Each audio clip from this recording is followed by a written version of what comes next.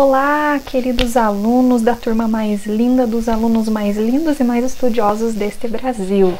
Espero que vocês estejam bem. Hoje nós vamos começar o conteúdo do nosso segundo bimestre falando de energia. E quando eu digo energia, pessoal, eu estou falando da termoquímica. Então, nós vamos começar falando da termoquímica. O que é a termoquímica? Termo de temperatura química de química. Então, é o estudo das quantidades de calor liberadas ou absorvidas durante as reações químicas. Faz todo sentido. Vamos dar um exemplo? A queima do carvão. Quando a gente queima o carvão, qual é a energia envolvida?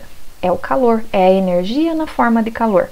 Quando a gente queima uma vela, a gente tem um tipo de energia que é a energia luminosa. Quando a gente coloca uma pilha num carrinho, por exemplo, é a energia elétrica que está envolvida ali. O motor de um automóvel é a energia mecânica, tudo que é movimento é energia mecânica. Então a energia ela pode se manifestar de várias formas, tá?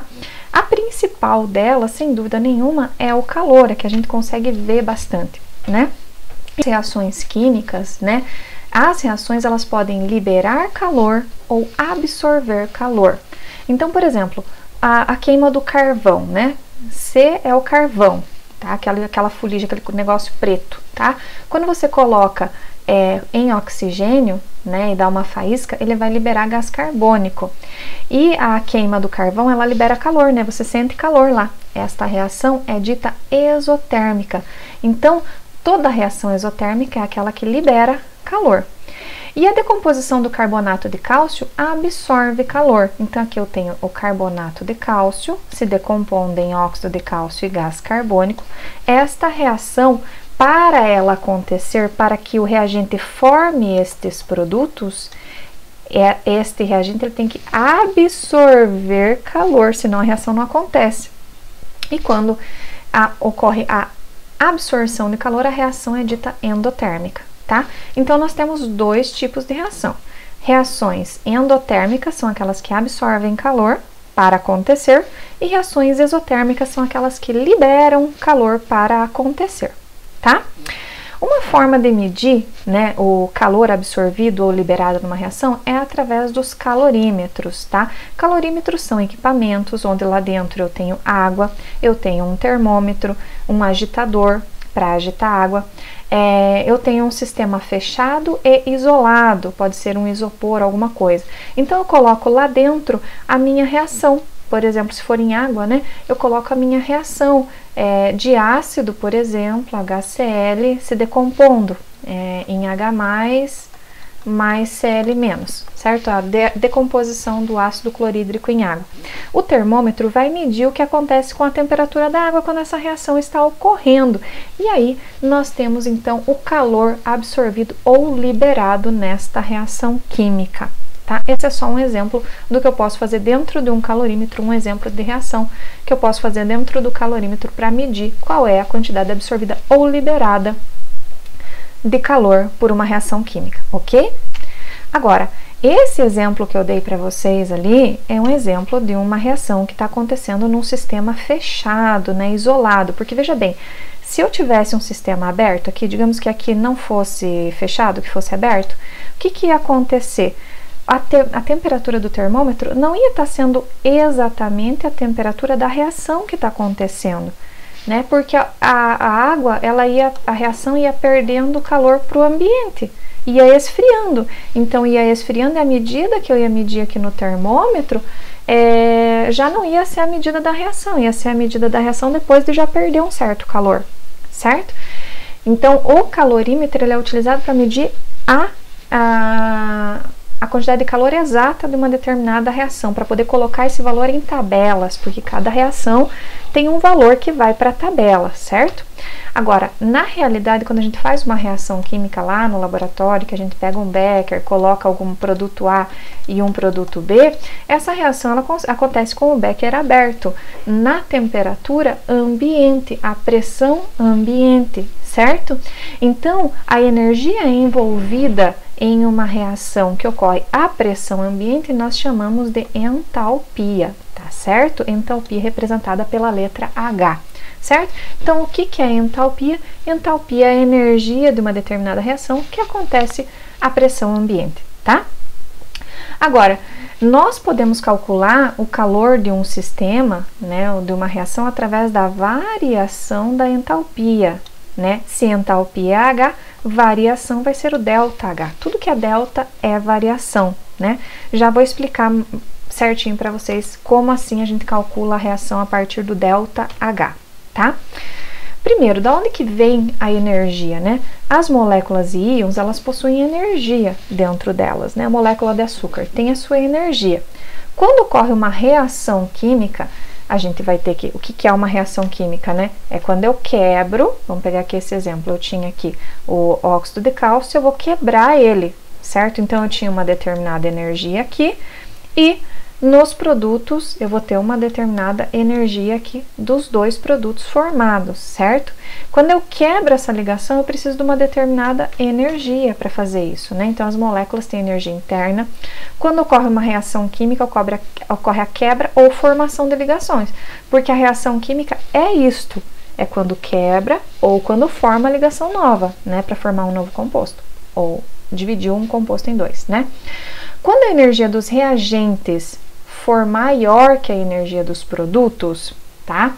A energia que sobra, ela vai ser liberada, né? Então, veja assim, eu tenho um reagente, né? A mais B formando C. Esses aqui são os reagentes.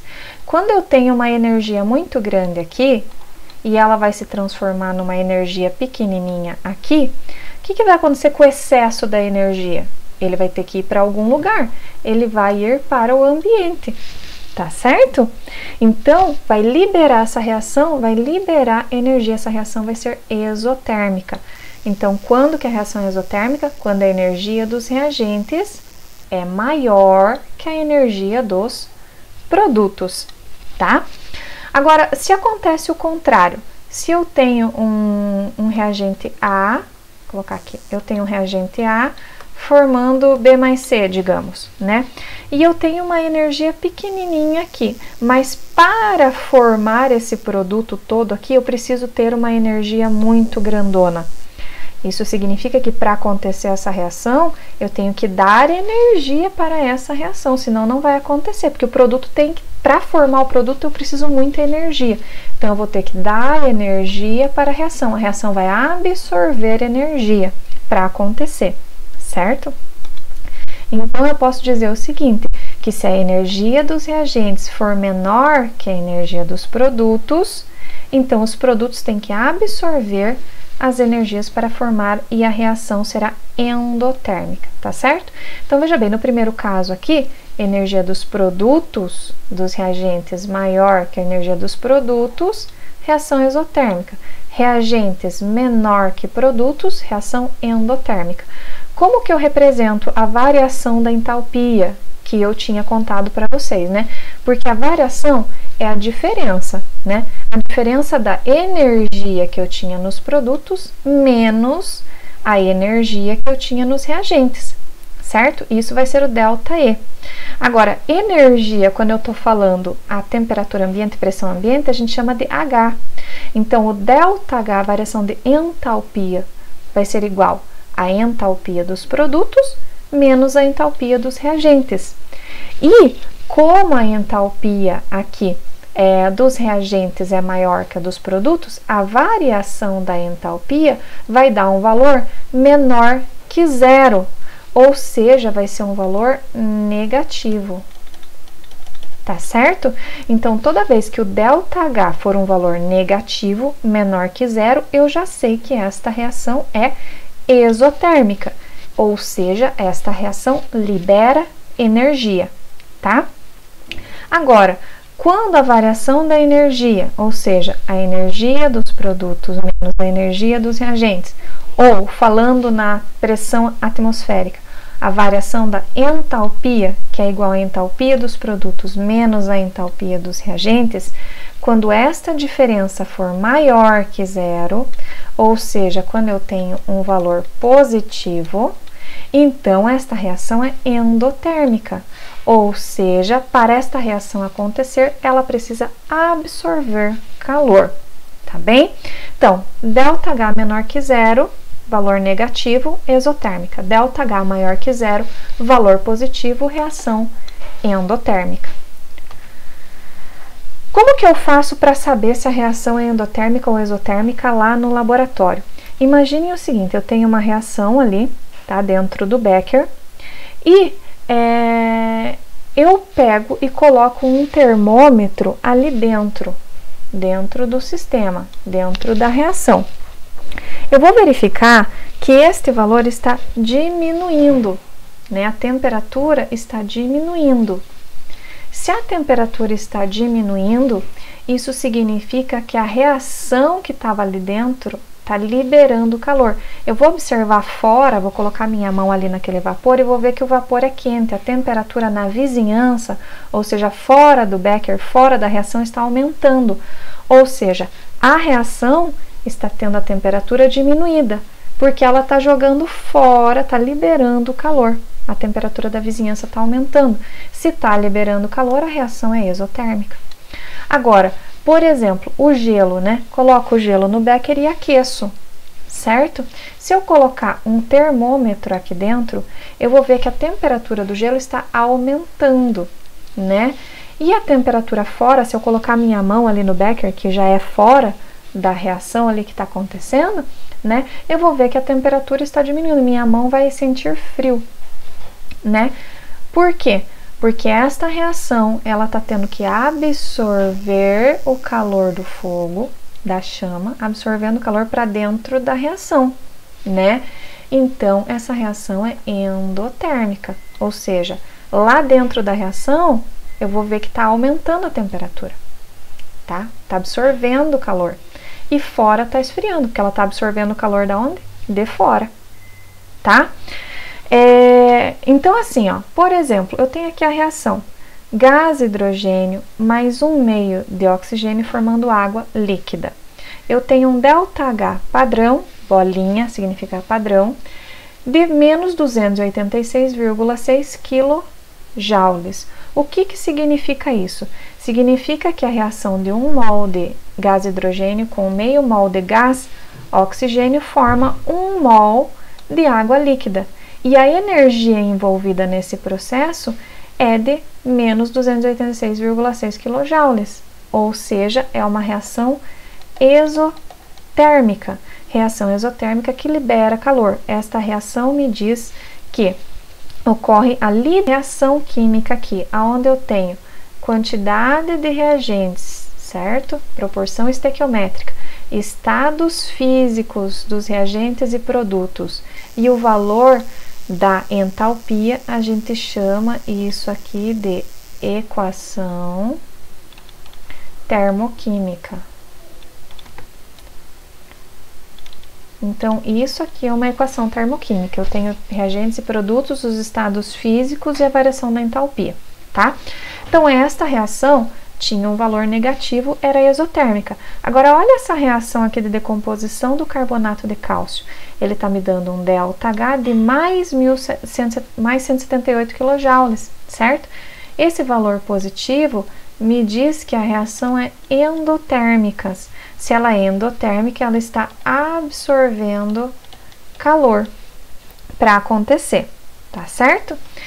Significa que 1 mol de carbonato de cálcio forma 1 mol de dióxido de cálcio e 1 mol de CO2 e a energia envolvida à pressão constante, pressão ambiente, é de mais 178 kJ por mol. Tá ok? Agora, como que a gente interpreta os gráficos, pessoal? Olha aqui, eu tenho um gráfico aqui no eixo Y de entalpia, ou seja, energia, né? Versus caminho da reação. Lembram que eu falei para vocês que numa reação exotérmica, a energia dos reagentes é maior que a energia dos produtos? Certo? Então, o que é que acontece aqui? Eu vou ter um gráfico onde eu começo com a energia dos reagentes lá em cima e cai a energia até chegar nos produtos, ou seja, a energia dos reagentes é maior que a energia dos produtos. O ΔH é menor que zero, valor negativo, e esse processo é exotérmico. Agora, se eu tiver aqui, ó, entalpia versus caminho da reação, os reagentes têm uma energia baixa e depois da reação os produtos vão ter uma energia alta, ou seja, a energia dos reagentes é menor que a dos produtos, então eu vou ter uma variação de entalpia positiva e esse processo absorveu o calor, ou seja, é um processo endotérmico, é uma reação endotérmica, tá? Pessoal, toda vez que eu tenho substâncias puras, aqui ó, isso aqui é uma substância pura, gás e hidrogênio, né? Isso aqui é gás, oxigênio, é uma substância pura e simples, né? Porque eu só tenho hidrogênio, só tenho oxigênio aqui. E elas estão no seu estado padrão, no estado gasoso aqui, toda substância pura e simples, ela vai ter entalpia padrão que vale 0, sempre, tá? Então, a entalpia, neste caso aqui, a entalpia padrão desses reagentes, ela vale 0, porque tanto o gás hidrogênio quanto o gás oxigênio, os dois são substâncias simples e puras, tá? Ok. E onde que a gente utiliza isso no nosso dia a dia, tá?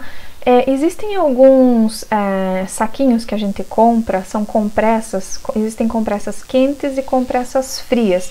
Na verdade, dentro daquele saquinho tem uma reação química que quando você quebra, ela é dividida em 2 pacotinhos. Quando você quebra, você mistura as duas substâncias que estão ali dentro e elas vão absorver ou liberar calor. Então, por exemplo, a gente tem ali um exemplo de compressa quente, né, que é o cloreto de cálcio. Quando eu tenho ali um pacotinho com cloreto de cálcio de um lado e água do outro. Quando eu quebro ele vai se dissolver em água e essa dissolução em água libera menos 82,7 kJ. O sinal negativo significa que essa reação ela é exotérmica, ou seja, quando eu fizer a reação ela vai liberar calor. E daí eu vou colocar na minha perna machucada essa compressa, né? Porque essas compressas são feitas para dores, né? Quando uma reação exotérmica dentro do pacotinho eu coloco na minha perna, como ela está liberando calor, eu vou sentir calor na minha perna. Essa é uma compressa quente. Agora, o nitrato de amônio, quando eu tenho um saquinho desse que eu compro, que eu tenho nitrato de amônio e água, eu quebro os dois e misturo, esta reação de dissolução do nitrato de amônio vai absorver mais 26,3, ou seja, esta reação é endotérmica. E se a reação é endotérmica, ela vai absorver calor do meio externo. Quando eu coloco na minha perna uma compressa de nitrato de amônio, ela está absorvendo o calor da minha perna, eu vou sentir a minha perna esfriar. Então, esta é uma compressa fria, tá? Então, essa aqui é só uma aplicabilidade ali das reações endotérmicas e exotérmicas. Agora, existem alguns fatores que influenciam essas entalpias das reações. São eles os estados físicos dos reagentes e produtos, a temperatura, o estado alotrópico de reagentes e produtos e a quantidade de reagentes e produtos. Então, vamos pegar alguns exemplos aqui. Estado físico dos reagentes e produtos, como assim? Vamos pegar aqui essa reação. Eu tenho gás hidrogênio reagindo com oxigênio formando água. Aqui, mesma coisa, gás hidrogênio com oxigênio formando água, e aqui mesma coisa, hidrogênio mais oxigênio formando água. A diferença é que os reagentes são todos gasosos e o produto nessa reação é gasoso, nesta é líquido e nesta é sólida. Vejam o que está acontecendo com as entalpias, está mudando o valor da entalpia. Na verdade, o valor absoluto, ó, vamos desconsiderar o sinal de negativo, tá? O valor absoluto é aquele que desconsidera o sinalzinho de mais ou de menos. Está indo de 242 quando passa de gasoso para gasoso, né? Quando continua gasoso. Quando eu passo de gasoso para líquido, ele aumentou o valor para 286. E quando eu passo de gasoso para sólido, ele aumentou mais ainda, 292 kJ por mol. Então, vejam, pessoal, a entalpia é o calor, a energia que eu preciso para, né, que vai absorver o que vai liberar, envolvida naquela reação. Quais são os estados físicos que a gente tem? Sólido, líquido e gasoso, Quando eu passo de gasoso para líquido, né, as moléculas, elas estão bem afastadas, vão dar uma juntadinha. Eu preciso uma energia. Agora, para transformar de gasoso para sólido, eu preciso juntar muito as moléculas, preciso mais energia, né? Então, para transformar de gasoso para líquido, vai usar menos energia do que de gasoso para sólido. E mesma coisa vai acontecer com o processo inverso, né? Mesma coisa vai acontecer com o processo inverso. Então, se eu tenho o sólido e eu quero passar para líquido, as moléculas estão bem juntinhas no sólido, né? Os átomos estão bem juntinhos. Quando eu quero passar para líquido, as moléculas vão se separar um pouquinho. Eu preciso uma certa energia. Agora, se eu quiser passar de sólido para gasoso, o que é o estado sólido? Partículas bem juntinhas. O que é o estado gasoso? Partículas bem afastadas. Então, eu preciso mais energia para separar, certo? Então, toda vez que pulo uma etapa, certo? A energia envolvida é maior. Então, notem que aqui eu tenho valores negativos, certo? Para essas mudanças de fase, mas os valores absolutos aqui vão aumentando, tá? É isso que eu tenho que olhar, não o sinal, mas eu tenho que olhar o valor absoluto. E veja bem, todas essas reações o que essa reação está me informando? Que elas liberam calor, tá? Outro fator que influencia a variação da entalpia é a temperatura. Então, imagine o seguinte, eu tenho hidrogênio que eu coloco para reagir com cloro para formar ácido clorídrico, tá? Mesmo estado físico dos reagentes e produtos. Aqui embaixo também, gasoso líquido para a mesma reação. Só que aqui esta reação eu coloquei num becker a 15 graus Celsius. E aqui nessa outra reação eu coloquei num becker e aqueci até 75 graus Celsius. Então a temperatura aqui está afetando a entalpia, porque ó, quando eu faço a 15 graus Celsius, essa variação de entalpia, esta energia envolvida, é de 183,9. Quando eu coloco a 75, esta energia envolvida é de 184, né? Então eu aumentei a energia quando eu aumento a temperatura, ok? O fator que vai afetar a entalpia é o estado alotrópico de reagentes e produtos. Para quem não lembra, estado alotrópico, a gente usa esse termo quando nós temos dois elementos iguais, né? Por exemplo, o carbono aqui, né? Que se rearranjam de forma diferente, mas o elemento é o mesmo. Então, por exemplo, o carbono pode se ligar a cada 6, de 6 em 6, formando hexágonos, e aí vai ser o carbono do tipo grafite, esse que a gente usa nos lápis. Agora, se ele se arranja de forma tetraédrica, eles ficam ligados mais fortemente, e daí nós temos o carbono do tipo diamante, que é bem duro, certo? Então aqui vejam que essas duas reações é tudo igual, carbono mais oxigênio formando CO2, carbono mais oxigênio formando CO2. A diferença é que em cima eu tenho carbono no estado alotrópico grafite e embaixo no estado alotrópico diamante. Vejam o que está acontecendo com as entalpias. No primeiro caso, eu tenho uma entalpia de 393 e embaixo de 395. O que acontece, pessoal, é que quanto mais estável o estado alotrópico, menor vai ser a entalpia. E quando eu digo menor, pessoal, eu estou falando menor em valor absoluto. A gente desconsidera o sinal aqui, tá? Esse sinal apenas me diz que a reação é exotérmica, tá? Mas vejam que o valor de 393 para o carbono grafite, para a reação do carbono grafite, é menor em valor absoluto do que para o carbono diamante, porque ele é mais estável. O carbono, sendo mais estável, tem uma menor energia, tá? E por último, nós temos a quantidade de reagentes e produtos afetando as reações químicas, tá? Então vejam aqui, eu tenho em cima e embaixo duas reações exatamente iguais. CH4, embaixo também CH4, O2 em cima, O2 embaixo, formando CO2, CO2, água, água, tá? O que está mudando de uma reação para outra? Os coeficientes estequiométricos, ou seja, a quantidade. Aqui em cima, ó, deixa eu até mudar a cor da caneta. Aqui em cima eu tenho 1 mol de CH4, embaixo eu tenho 2. Em cima eu tenho 2 mols de O2, embaixo eu tenho 4. Como produtos, eu tenho 1 mol de CO2 e aqui eu tenho 2 mol de CO2. Aqui eu tenho 2, aqui eu tenho 4. Eu estou dobrando a quantidade de reagentes e produtos. E se eu dobro a quantidade de reagentes e produtos, olha o que acontece com a entalpia.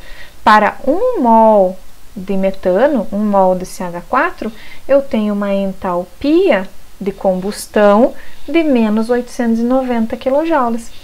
Já para a segunda reação que eu dobrei a quantidade equimolar, eu dobrei também o valor da entalpia, certo? Então, muito importante isso, gente. A entalpia, ela é proporcional, ela especifica dependendo da quantidade de mols, da quantidade equimolar, tá? Só lembrando que esta é uma reação de combustão e todas as reações de combustão vão dar valores negativos, porque são sempre com liberação de calor. E aí, pessoal, só para lembrar, né, as entalpias nas mudanças físicas, né, nós vamos considerar aqui, por exemplo, a água, certo? A água, ela pode passar para a água no estado, se ela está no estado sólido aqui, ela pode passar para o estado líquido e do estado líquido ela pode passar para o estado vapor, certo? Aí o que acontece? Do 1 mol de água no estado sólido, ela vai passar para 1 mol de água no estado líquido, absorvendo 7 kJ, certo? E esse processo é chamado de fusão. Já o processo inverso vai liberar esses 7 kJ, né? Quando eu passo de água líquida para sólida, então eu vou liberar na solidificação esses 7 kJ. Então, tudo que eu gasto no processo direto, eu gasto no processo inverso. Então, se daqui para cá eu absorvo, né, a água absorve 7 kJ, daqui para cá ela vai liberar 7 kJ. Agora, se esse mesmo 1 mol de água líquida eu quiser passar para água no estado de vapor, ela vai absorver 44 kJ na vaporização. Agora, se eu quiser passar de vapor para líquido na liquefação, vai ser liberado esses 44 kJ, tá? O processo inteiro de água no estado sólido para água no estado líquido, né? Eu tenho que passar de sólida para líquida para gasosa. Então, o processo total é o somatório da fusão mais a vaporização. A fusão tinha 7 kJ e a vaporização 44. 44 mais 7 vai dar 51. Tá? Então, o processo total de água no estado sólido para passar para vapor é 51 kJ. Agora, se eu quiser saber quanto que gasta de energia, quanto que absorve de energia só para passar de sólido para líquido, aí é só 7 kJ, tá bem? E se eu quiser passar água no estado vapor para sólido, bom, se ela absorveu 51 para passar de sólido para vapor, ela vai liberar 51 kJ no processo inverso, tá? Embaixo, então, nós temos os processos endotérmicos, que absorvem calor. E nas flechinhas que estão no outro sentido, nós temos os processos exotérmicos, aqueles que liberam calor, tá? Como que eu faço para achar, então, a variação de entalpia de vaporização? Deixa eu apagar tudo aqui. Como que eu faço para achar a entalpia de vaporização? Aqui, ó. De vaporização vai ser o que eu tinha de produtos, a entalpia dos produtos, que era água no estado vapor, menos o seu reagente. Ela veio da onde? Veio do líquido. Então, vai ser a entalpia de vaporização molar menos a entalpia, a energia, quando ela estava líquida, certo? E se eu quiser calcular a entalpia de fusão, a variação da entalpia de fusão, o que é a fusão? É a passagem de sólido para líquido, né? Então, vai ser a ΔH de fusão, a variação da entalpia durante a fusão, vai ser igual ao produto, que vai ser a entalpia líquida, né, da água líquida, menos sólido, né? E se eu quiser a de sublimação, o que é a sublimação? Sublimação é a passagem do sólido direto para vapor. Vai ser o produto, que é vapor, menos a entalpia do reagente, que era sólido, né? ΔH de sublimação, então, é o somatório, como eu já expliquei para vocês, da vaporização desse processo mais a fusão, tá ok? Lembrando que a entalpia é o calor transferido à pressão constante. Vamos fazer uns exercícios, então, para praticar e entender? Nos Estados Unidos, em 1947, a explosão de um navio cargueiro carregado do fertilizante nitrato de amônio causou a morte de 500 pessoas. A reação ocorrida pode ser representada pela equação. Então, está aqui o nitrato de amônio, que se decompõe em gás nitrogênio e oxigênio e água, né? Esta reação já está balanceada, né? Ela tem aqui os coeficientes estequiométricos, então eu não preciso balancear. E esta entalpia vale menos 411,2 kJ, né? E daí ele está perguntando, nesse processo, quando há decomposição de 1 mol do sal, ocorre liberação de 411,2, absorção de 411, liberação de 305, absorção ou liberação. Bom, gente, para e pensa, né? Este sinal negativo já me dá uma informação importante. Essa reação ela está liberando ou absorvendo calor?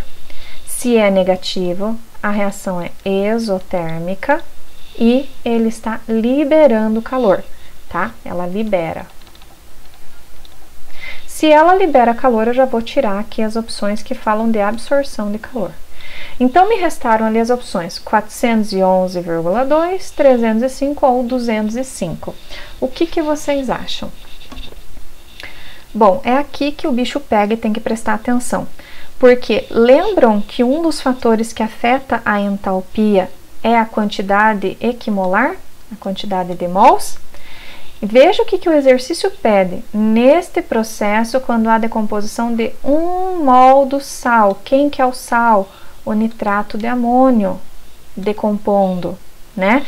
Esta reação, essa equação termoquímica me diz que, vou apagar aqui, me diz que quando eu tenho 2 mols de nitrato de amônio decompondo, eu formo 411 kJ, eu libero 411,2 kJ.